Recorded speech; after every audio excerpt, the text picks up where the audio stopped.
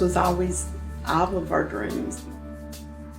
Brad came along and he has set the trail for a lot of people behind him back then.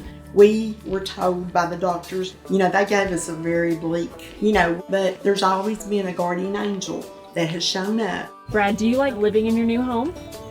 Yeah. This is what he's always talked about doing this right here.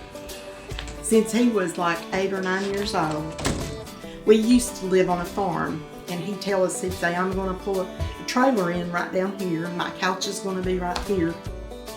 At DIDD, we talk about people's vision of a preferred life, and we gear persons' outcomes towards those visions. Brad's vision was to live on his own. Technology made that vision a reality.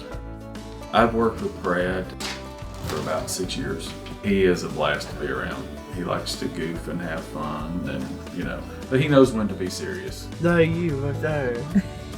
He was the very first person that we talked to see if it's something he was even interested in. And of course, right off the bat, it was a yes. Someone's at your door. We would have never allowed this without that technology. For a parent that's overprotective, that is the number one goal.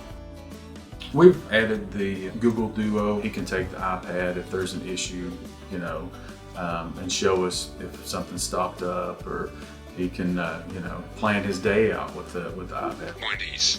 His job is very, very important because it helps him pay his own bills.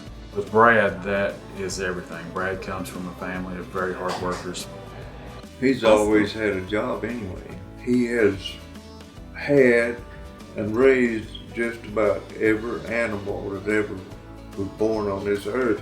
When we grew up on a farm, that's a job. In our minds, it was very important because he's an only child. One day, he's going to be out on his own. And this is just a dream come true.